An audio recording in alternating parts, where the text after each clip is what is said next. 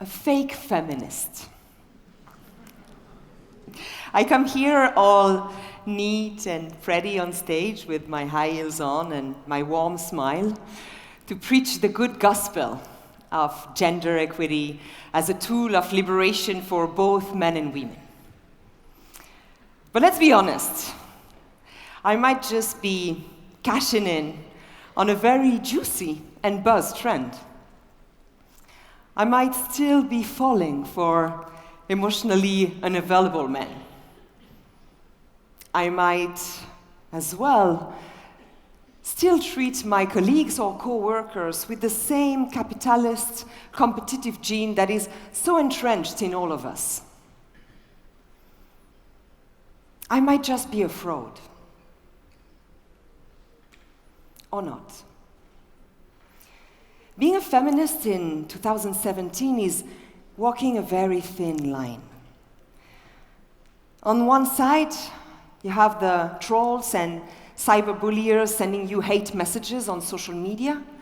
And on the other side, your peers, your friends, your family, who is questioning this, why are you so passionate about this topic? And there are so many times that I ask myself how legitimate I am really. Am I speaking truth? Or am I cynically or even unconsciously tapping into this trend and taking advantage of it for my own selfish benefit and visibility? It's a hard question to answer. I don't think anybody here is 100% altruistic or free from ego, especially by the way we've been raised. So it's very hard to be a 100% pure race feminist. But we can try. And we can keep each other in check. And when I'm in doubt, I think about the 5-year-old me. If you would have asked little Aurélie what she wanted the most as a gift, she would have said peace. Peace and balance. I hated conflict. When I would hear my parents fight, I would pray for hours to make it stop. When I was at the dinner table, I would feel the need to intervene between them, to balance their energies, to channel the conversation, rephrase the conversation, the phrases, the words, so that they wouldn't hurt each other that much. I hated the poisonous spears, the bleeding ones. So I observed, I listened, and I could feel their deep pain below their anger. I could feel that my mom just wanted a more balanced marriage with more love and appreciation. And I could feel that my dad would have loved to escape from the pressure of the family business and his overwhelming father. But they couldn't. They were trapped in their respective boxes. My dad was trapped in a man box. He was supposed to provide for the family. He was supposed to be tough even if he was a kid at heart. He was supposed to cope with his father's constant criticism, prove his value without receiving any word of appreciation. And my mom was trapped in the woman box, a very smart, educated woman in managing the household and bored to death in a rural, remote village, giving away her career aspirations and travel plans. And as I grew up, I realized that this personal story was actually a systemic one. From the rural villages of south of France to the cities of Pakistan, the symptoms might be different, but the disease is the same. Because we all live in a matrix, so embedded in us that we are completely oblivious about it.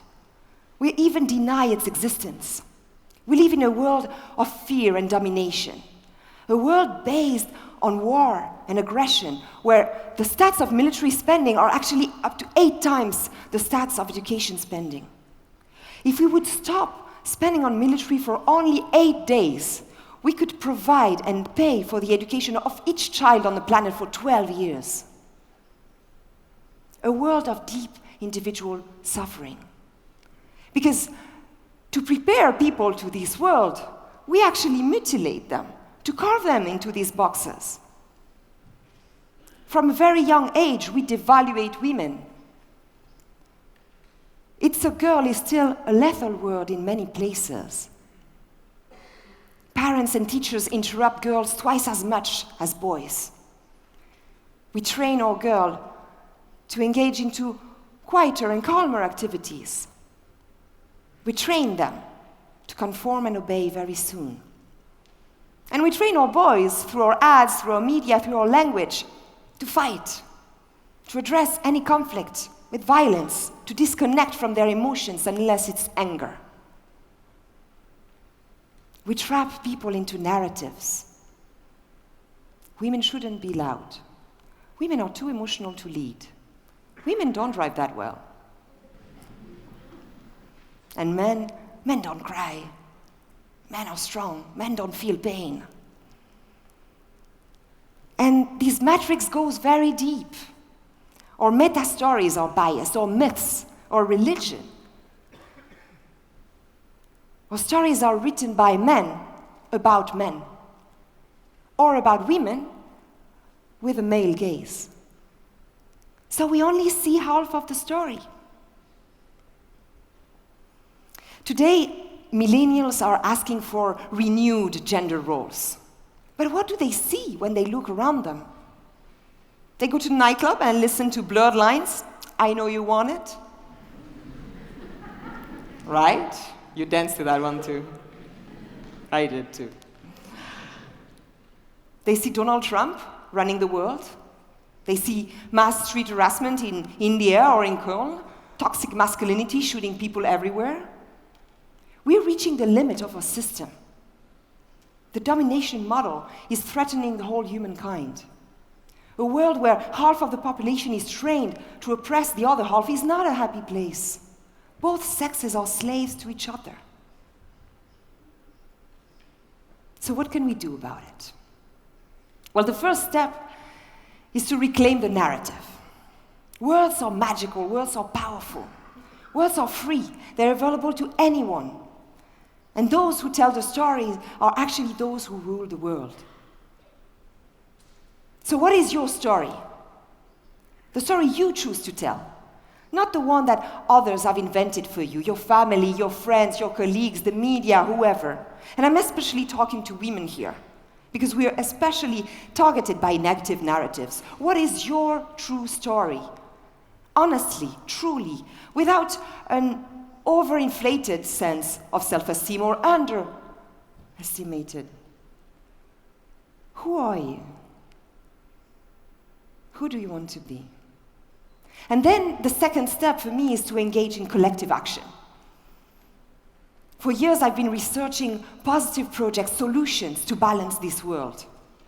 And what is fantastic is that new media is offering us new tools to shift the way gender and social activism has been done. It's more fun, it's faster, it's accessible to anyone. It can be questioned for its depth or its impact, but I find it actually fascinating, this crossroads between deep systemic social change and fun, fast visual tools. Suddenly, conversation which have been confined to very intellectual spheres go viral. And today, more than ever, we need everyone to be a change maker.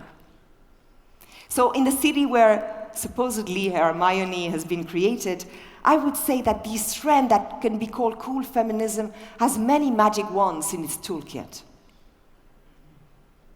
One of them is humor. Humor is very powerful. There are different websites. One of them is all-male panels, where, for example, if you go to a conference where you actually see an all-male panel, you can take a picture and upload them on their Tumblr, and then you have a nice picture of David Hasselhoff with a thumbs up telling you, yeah, you made it. Or you have this Twitter or Facebook account called Man Who Has It All, which actually uses different images and phrases and switches the roles. And you have, for example, an image of a man playing the guitar and just saying, are men too emotional to deal with political issues? We have new channels like ATTN, BuzzFeed, AG+, which produce short viral videos of 1-2 minutes tackling a subject that was once buried in World Economic Forum reports, like the pay gap, and this video that you might have seen about the woman discovering the pay gap and who actually decides to work only 78% of the day. So she speaks, and then she doesn't finish her sentences in the middle of a meeting, or she just backs off of a conference call 10 minutes before the end. She's like, I'm only paid for 78%, so. Street activism, guerrilla activism is an interesting way of doing things and making change as well. In Paris, only 2% of the streets are named after women. 2%. So a group decided to take matters in their own hands, and they took different images and pasted them all around Paris, like Quai Nina Simone and Street Frida Kahlo. And again, this is simple, cheap, but makes people think. Technology is helping us to leverage the power of the crowd. It's changing the way activism is done. Suddenly, platforms like change.org allow parents to question the brands who actually try to sell sexist t-shirts, for example. No? I'm a hero, I want to marry a hero, like the Avengers one. All these new tools are helping us to balance the world. But for me, where this cool feminism trend is going beyond is alleged superficiality and blamed fakeness is when it actually changes the stories, when it engages in counter-storytelling. Because how do you create a system of oppression? You create stories to back it up, to legitimate it. You create content, and you silence other voices. And how do you destroy a system of oppression? By new stories. If you want to change the world, you have to change the stories. So we need more female storytellers to tell the other side of the story. We need women to grab a mic, to grab a pen, to grab a camera, to show their reality, to leverage the power of images, to impact people visually, emotionally, to use new media like YouTube channels, newsletters, podcasts, to have an impact and to convert the world in a collective of change makers. Because now, more than ever, we have a collective duty of activism, and we have the tools to make it happen. We have a collective duty to reframe and rethink our unconscious biases. The songs we listen to, the words we use, the media we watch, the shoes we buy. We have to shift from a domination to a partnership model, to question the oppressor within us, to pass from the blade to the chalice, from Darth Vader to Luke and Leia Skywalker. And we have to be all, each one of us, part of this solution, even if they call us fake. Gandhi used to say, at the beginning, they ignore you. After, they laugh at you. After, they fight you. And after, you win.